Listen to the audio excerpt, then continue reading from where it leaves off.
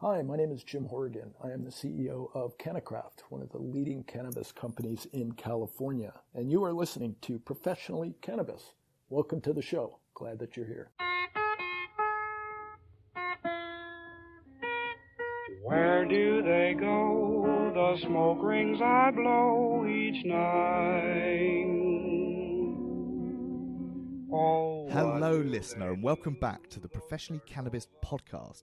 It gives me great pleasure to welcome to the pod today Jim Hourigan, the CEO of cannabis brand house CannaCraft, purveyors of quality sun-grown cannabis and the company behind popular strains such as Care by Design, Absolute Xtracts, Satori's Chocolates, Loud and Clear, and Hi-Fi Hops. I cannot wait to pick Jim's brain on creating quality products for the modern cannabis consumer. So with that in mind, there is only one thing left to say, and that is, Jim, welcome to the Professionally Cannabis Podcast. Well, good afternoon, Jonathan. Thank you very much for having me. I'm excited to be here and look forward to talking. Well, we're excited to have you here as well. And Jim, as you'll know, our first and customary question is, what led you to the plant? Well, this is back when I was in high school, which is almost 45, 50 years ago, and I was playing American football, and I was playing both offensive line and defensive line. And a friend of mine had suggested after a couple games where you get pretty bruised up and it takes a couple days to recover that I might want to try some cannabis. And so I did. So my first experience with the plant was much more on the wellness side than it was the recreation side. I actually enjoyed both quite a bit, but my first introduction to the plant was through a wellness sort of pain management program that long ago. And for folks that perhaps are less familiar with the brands that sit under the CannaCraft banner, could you give us a little flavour as to the type of products that you guys like to develop, and sort of who are your core consumers? Yeah, so we have a very diverse portfolio and a very, what I would call, comprehensive set of form factors. So we try and provide cannabis in a variety of ways that consumers can access the product. That is everything from tinctures, we have gel caps, we have vaporizers, we have what most people would look at as flour, we have pre-rolls, we have chocolates, we have gummies, and we have beverages. And we segregate the business sort of in two ways. One, on the recreation side, that is where people are going to consume the product to be happy and to relax. And they are looking to have an elevated sort of experience. We also have a wellness division, and that is really looking at how do you help people manage pain, how do you help people sleep, how do you help people relax. And then the third, which is really just starting out, is beverages. And that is an exciting segment for us because we see it as an opportunity for people to use our product and maybe move away from alcohol. And the reason we get very excited is for a host of reasons. One, no hangover, but we have a beverage that is very similar to a beer that has no calories, no carbohydrates, and again, no hangover. And so for us, that's pretty exciting. So on our recreation side, that is our Absolute Xtracts, or ABX. On the wellness side, it is Care by Design. And then in beverages, we have a joint venture with Lagunitas that is now owned by Heineken that has the Hi-Fi hops. They've been very helpful to us in developing the product, the formulations, and the taste. And perhaps looking at cannabis beverages, how big a market do you see this being? You know, of course, it's a new product, it's a new sort of form factor that folks are not traditionally au fait with when they are consuming cannabis. Sort of, what do you see as the real potential for this portion of the market? Yeah, we see it as a huge opportunity going forward. It has been what I would call sort of slow to get going, and that is because it is not available in the places that people are purchasing alcohol, not only at your local store, but even at other events. We are just starting to see that open up, and we are very encouraged. We have in San Francisco a big concert event called Outside Lands, and it's over 3 days, and about 200,000 people attend this event. Well, they have allowed now cannabis to be consumed on site, so we can actually sell. So our Hi-Fi Hops was a significant player in that concert, and we heard from some of the beer manufacturers that they did not see the same level of sales that they had previously, and we knew people were starting to substitute for that.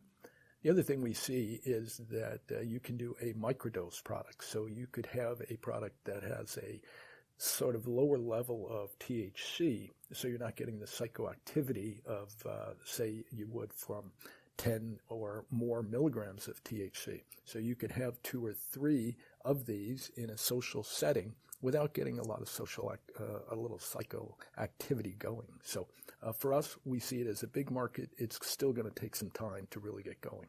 And looking at these sort of beverages, what's the onset like for consumers who are having one of these cannabis beers? And perhaps as an extension of that, what type of education needs to happen around these, I guess broadly speaking, new types of products in the market so that consumers are able to, well, consume them fun and effectively, making sure that folks are, for want of a better phrase, dosing in the correct ways or not too much? Yeah, it's a really important part of what we've worked on here with our beverages. And we have a couple of PhDs in cannabis on staff that worked with the team from Lagunitas to ensure that the onset and offset were very similar to what you would feel in alcohol, because just as you said, the education part is sometimes difficult. We knew from experience, and I know from friends that have had gummies in the past, where they would consume a gummy and 15 minutes later they were not feeling anything, so they decided to take another. Common problem, eh? Yeah, which led to, a bad experience or anxiety or that type of thing. So we worked very hard to formulate a product that was a very similar onset and offset to alcohol. And that all comes from how you formulate the nanoemulsions that you use into the beverages. And again, we can then tweak that just as you can raise or lower the amount of alcohol in a consumable product. We can do the same with THC. And so that's how we are trying to bring that to a broad marketplace. So we have everything from a 10 milligram Hi-Fi hops down to what we would consider a microdose, where you have a ratio of 18 parts CBD to 1 part THC. That is a much more relaxing product. I use that after a workout. It is very helpful. And again, with only 1 part THC, you're not getting that psychoactivity or the high that some people want to avoid if you're going to be driving, working, or the like. And again, Jonathan, the cool thing is, if you're going into a workout and then you step out and you go to your pub and you're having a couple pints, well, that may have negated what you just worked out. Yeah. With these beverages, you can have a couple of pints, and again, you're not getting the calories or carbohydrates. And Jim, I touched upon it earlier in my introduction, and I know that you are very firm in your belief that sun-grown cannabis is the optimal type of product, and the type of product that you like to have within your brand house. Could you give our listeners a little bit of a flavour as to why you are so specifically focused on sun-grown cannabis? Yeah, for a couple of reasons. One, the ability to grow outdoor is certainly less expensive, but it's also much easier on the environment. When you go indoors, and you can have a great product, multiple harvests during the year with an indoor product, but then you're looking at expensive lighting, you're looking at expensive infrastructure to put into place, and not everywhere can have sun-grown. So I see the reasons where you need indoor. But for us, we're fortunate to be here in Northern California, where we biasly feel that we grow some of the best cannabis in the world. And we can do that just like California is the breadbasket for the United States in food production. We can be that same type of breadbasket for cannabis. we also like the idea of supporting farmers that have been in the business for a long time and now have the chance to do that in a legal framework. We still have a lot of work to do there as far as taxes and the like. But for us, being able to support farmers, being able to grow outdoors, which is much more, again, environmentally friendly, we think actually produces some of the best product also. And perhaps looking at the product itself, when you're growing your cannabis outside, how do you and how are you able to ensure the same level of quality and consistency batch to batch, harvest to harvest, which, I imagine when you're developing specific brands that are going to have certain products within them, having that level of consistency is key. So the consumer knows that if they're getting X product, this is the type of experience they'll have. How do you guys manage that? Yeah, it's interesting. And we do a couple of things in that area. We have what I would call our base level of products. That is a very sort of standard product that you will know every time that it's going to be the same consistency, the same quality, and you will get the same experience with that. And there's a lot of people that want that type of product.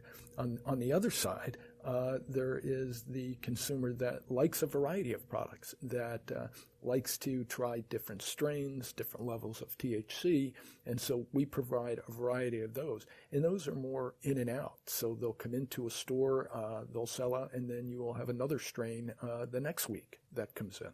So we do both. We have that baseline of products that you can count on day in and day out.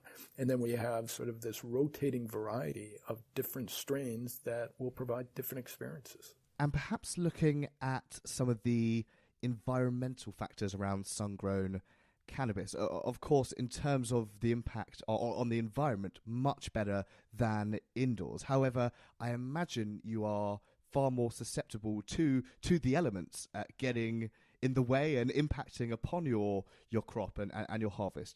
Could you run us through some of the potential variabilities and issues that operators like yourself might have to contend with when you are growing outdoor cannabis? Yeah, well, certainly weather is the number one factor that we face. And we actually have weather stations throughout our outdoor grows to help us monitor the amount of humidity, the amount of sun that the plants may be getting. And so for a variety of reasons, we have to be conscious of that. We also have to ensure that we harvest before there's a frost. If the product actually is in an environment where you have 2 or 3 days of frost, you will lose your trichomes, and that is where you're getting some of your THC, but also your terpenes, which makes the product that much better for smell, taste, and the like. Unfortunately, in California, we're also facing another issue, and that is fires. And so, fire itself, if it gets close to your grows, and we've unfortunately had farms that have been impacted by fire. But then secondly, even if it's not fire itself, you can get smoke, and you can get what is called smoke taint. And that's a word we picked up from a lot of the vineyards that are here in Northern California, Napa and Sonoma counties. So for us, it's everything from too much rain to lack of rain, too much sun, fires, and unfortunately climate change, because now we are seeing the times in the summer where the heat is starting to become an issue.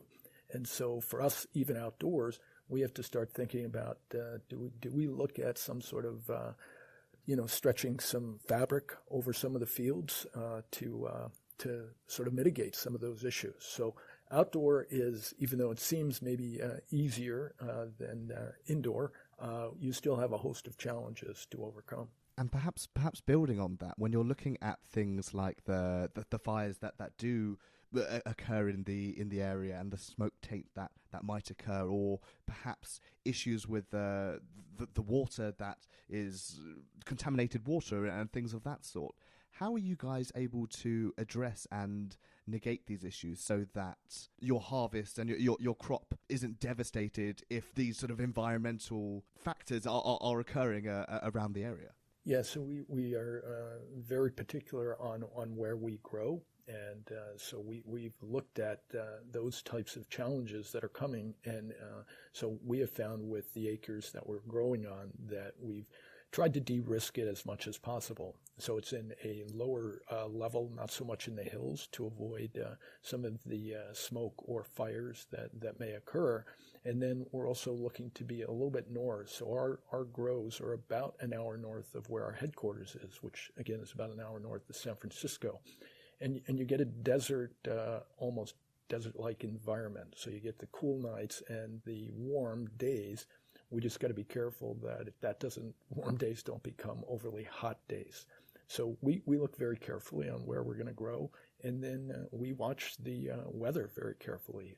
For one, we can start to plant at the beginning of the year, and then when do we harvest? What is the opportune time to harvest so we avoid frost that are sometimes hard to predict. Now, we've seen over the last couple of years as a byproduct of the COVID pandemic, actually for a lot of cannabis producers and brands have seen a huge spike up in the demand for their product. People are locked down and perhaps wanting to consume more products in a wellness capacity or in a recreational adult use capacity.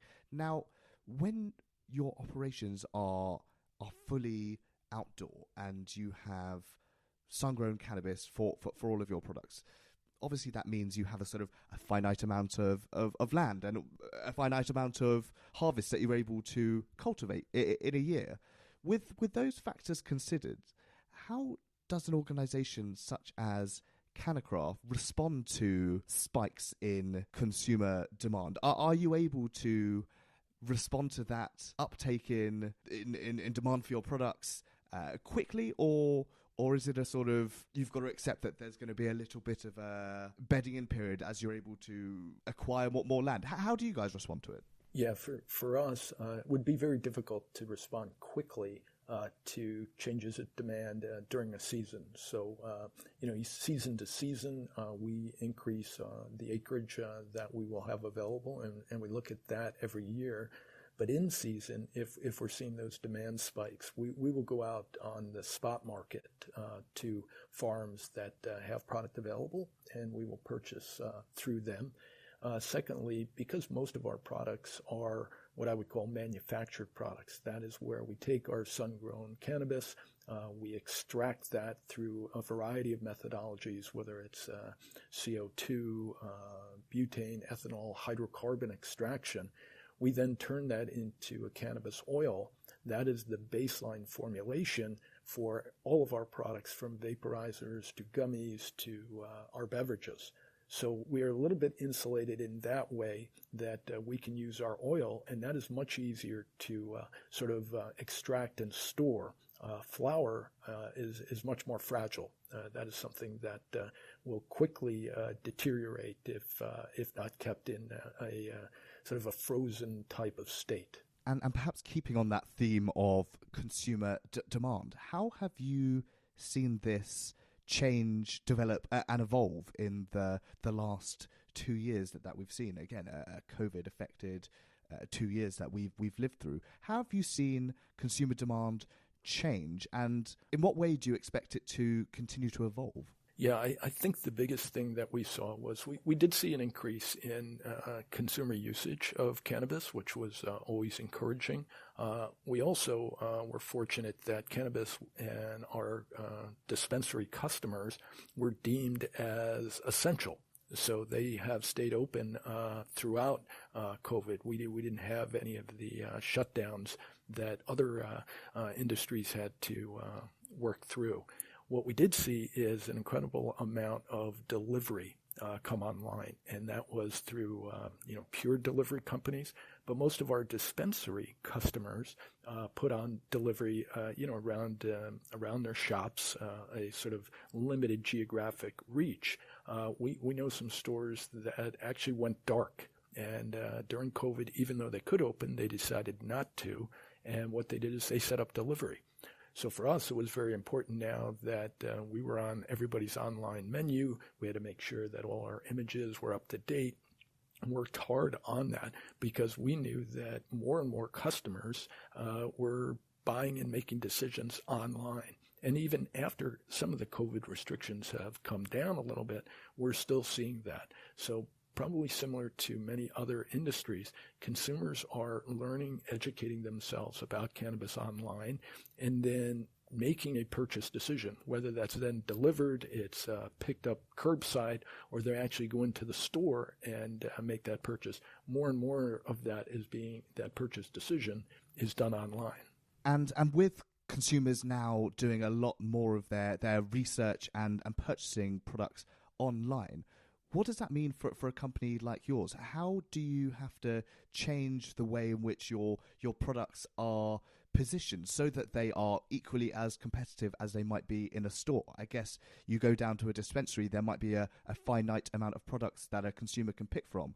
Online, slightly different ball game. How do you guys go about addressing this? Yeah, in a couple different ways, Jonathan. One is we still work very closely with the bud tender, whether that's live in-store or you have bud tenders that are manning chat rooms online. So it's still very important that we're working with them to educate them about CannaCraft products. But then secondly, we're trying to do more and more through digital. So we've got a website. We are very heavy into social with Instagram and really trying to pull a little bit of education through those channels. We also know that the time that consumers will spend against that is very, very limited. So we have to ensure that we've got a simple and easy message and education for people to consume. And Jim, as our time starts moving a little bit closer to the end, perhaps a final question for you, or final sort of strand of questioning, and that is, what's your own personal relationship with cannabis? How do you and what do you consume? I know you mentioned about the cannabis beers after your workout. Sort of, how else do you engage with the product? Being with CannaCraft and the host of products that we have, I like to try all of them. It's important for me that if we have a product coming out, that I've tried it. One, for the taste, and then secondly, for the quality. But I would say it's a perk of the job. Yes, it's very nice. The other perk is that I do get the opportunity to smoke our flower, and that's on the recreation side. But then on the beverage side, that's very nice to be able to do that. There's actually a term that has been developed. It's called California sober, and what that means is you no longer consume alcohol. You're just consuming cannabis, and that's sort of an interesting way to go. So for me, being able to do that and perhaps take my alcohol consumption down, I still enjoy a beer or a drink like most people, but cannabis is now my preferred choice. And if I couldn't throw in one other thing on that, Jonathan, we also view cannabis not only as a good alternative to alcohol, but we very much view it as a great alternative to opioids. And so we're working very hard to look at cannabis not as an entry drug, but as an exit drug. So if I can plug cannabis that way, I'd like to do that. Is there an argument to say that we need to be reframing cannabis away from the word drug itself? I certainly believe you should, yes. I think that as more education comes on, you will find that, it is not an addictive type of drug. There are people that are certainly heavy users and maybe even to a chronic type of user. But cannabis is such a wonderful plant that it goes all the way from recreation, again, to wellness. And so we believe that you should almost be celebrating cannabis rather than stigmatizing it. Well, I absolutely agree with you there. And Jim, unfortunately, the clock has beaten us, but I've absolutely loved having you on the show today. And I have an image in my head that you and your senior management team sit around trying products at breakfast and then go the whole day being California sober. And for me, that is a great, great image. But Jim, I'd like to say thank you so much for joining us on Professionally Cannabis. Jonathan, thanks so much. It was a real pleasure. Please take me above.